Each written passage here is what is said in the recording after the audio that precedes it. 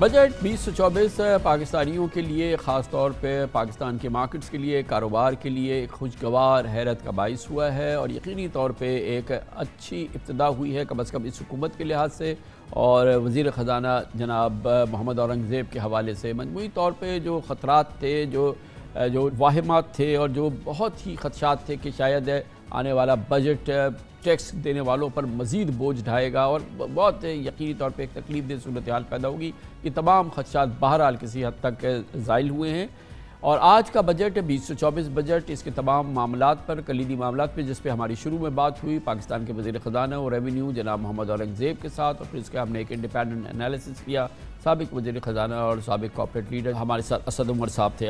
اب اس موضوع پہ بات کرتے ہیں اور بجٹ 2024 کے ٹیکسز کے معاملات پہ بات کرنے کے لیے ہمارے ساتھ ہیں محترم انور کاشف ممتاز، صدر ہے پاکستان ٹیکس بار ایسوسی ایشن کے۔ بہت بہت شکریہ انور کاشف صاحب۔ یہ فرمائیے گا کہ یہ ابھی جو بجٹ 2024 ہے، اس کے دو بڑے زبردست اہداف ہیں۔ 12,900 ارب روپے کے ریونیوز جمع کریں گے، گویا کہ تقریباً 38% اضافہ، اور ابھی ہماری فائنانس منسٹر سے بات ہو رہی تھی اورنگزیب صاحب کی، انہوں نے کہا یہ بھی ہمارا ہدف ہے کہ ہم tax to G D P ratio 13% پر لے کے آئیں گے۔ بڑے اپہل ٹاسک کے ممکن ہیں یہ؟ سر بیسکلی اگر آپ بیک گراؤنڈ دیکھیں نا تو یہ اس وقت بجٹ ویسے ہی آیا ہے جیسے آتا ہے پاکستان میں، لیکن جو لانے والے ہیں، جو فائنانس منسٹر ہیں، وہ نئے ہیں، تو بیسکلی ان کے ذہن میں کچھ چیزیں ہیں جو پلان کر رہے ہیں، اور پاکستان کی اکانومی میں پوٹینشیل ہے سر، اکنامک ایکٹیویٹی ہوتی ہے، نظر آتی ہے، لیکن وہ چینلائز نہیں ہوتی۔ یہ میرے خیال میں سارا انہوں نے جو بیک اپ پلان بنایا ہے، جس میں میکنزی کو لے کے آئے ہیں، یہ بیک اپ پلان کے ذریعے انہوں نے سوچا ہے کہ یہ چینلائز کریں گے اس کو، اور اس کے ذریعے جو یہ انہوں نے ابھی ریونیو ٹارگٹ رکھا ہے، اس کو اچیو کر لیں گے۔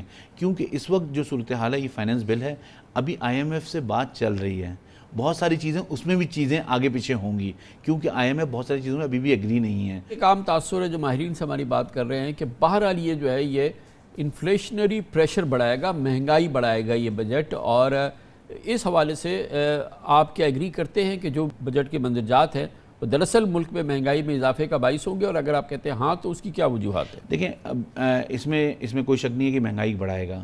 جب میں یہ بات کہہ رہا ہوں تو اس لیے کہہ رہا ہوں کہ آپ نے کہا ایگزمپشنز ہٹا رہے ہیں، زیرو ریٹنگز ہم ختم کر رہے ہیں، تو جہاں بھی ٹیکس کا ایلیمنٹ آئے گا، کیونکہ سیل ٹیکس جو ہے نا پاسنگ آن ہے، وہ جاتا ہے اینڈ کنزیومر پہ۔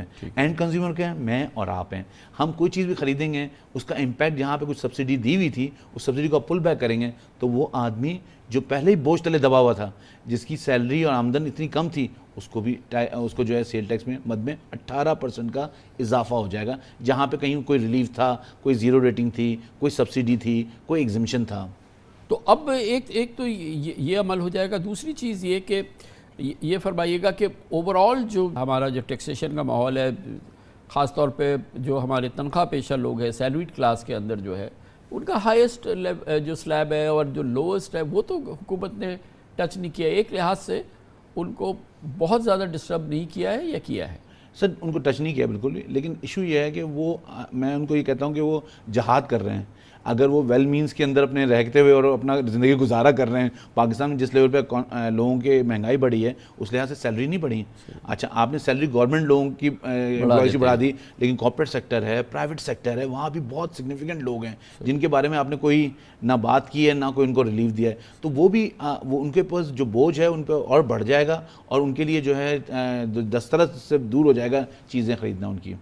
لیکن یہ کہ بہرحال جو اشیاء تعیش ہیں، گاڑیاں ہیں، اور الیکٹرک وہیکلز ہیں، لگژری وہیکلز ہیں، گورنمنٹ نے ان چیزوں کو تو کنٹرول کرنے کی کوشش کی ہے، خاص طور پہ زیرو ریٹنگ کے حوالے سے، تمام چیزوں کے لحاظ سے۔ بالکل، یہ دیکھیں ایک صحیح اقدام ہے، اس لیے کہ دیکھیں اگر میں کوئی چیز خریدتا ہوں مہنگی، تو یہ سیل ٹیکس کا بھی نظام ہے، کنزمپشن بیسڈ ٹیکس ہے، آپ زیادہ مہنگی خریدیں گے، you have to pay tax. تو یہ ایک انٹینٹ دکھایا ہے گورنمنٹ نے، اور وہ انٹینٹ کس طرح عمل ہوتا ہے، اس میں کہیں بیچ میں کسی سٹیج پہ کوئی ودرول نہ ہو جائے، کوئی پریشر آ جائے۔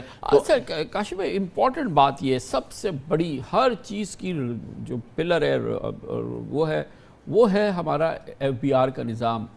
جب تک یہ ایف بی آر کا نظام ہے، ابھی اورنگزیب صاحب سے بھی بات ہو رہی تھی، ان لوگوں کا بڑا دار و مدار ہے اس پر۔ ابھی آپ نے بھی کہا کہ وہ یہ سمجھ رہے ہیں کہ 12,900 ہم اس کو ڈیجیٹائز کر لیں گے۔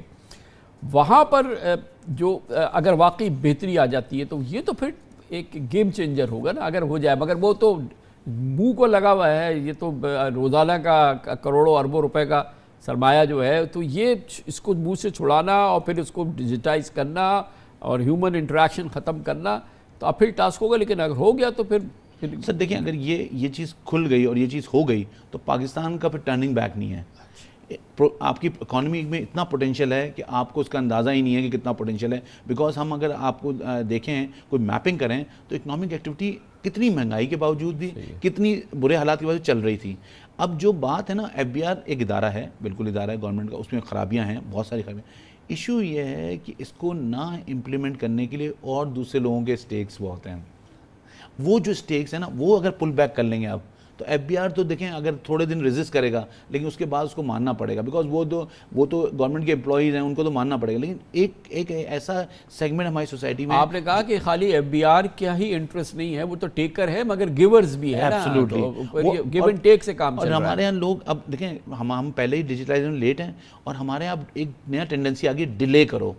پوائنٹ آف سیل آیا ڈیلے کرو، ٹریس اینڈ ٹریک آیا ڈیلے کرو، تاجر دوست آئی ڈیلے کرو. مطلب آپ ڈیلے پہ آپ وہ کر رہے ہیں. یہ جو ڈیلے ہے نا یہ پاکستان کے لیے بڑا میرے حساب سے اس وقت نقصان دہ. بہت بہت شکریہ جناب کاشف انور ممتاز، صدر پاکستان ٹیکس بار ایسوسی ایشن. ٹیکسز کے معاملات کے حوالے سے بجٹ کا انالیسس کر رہے تھے.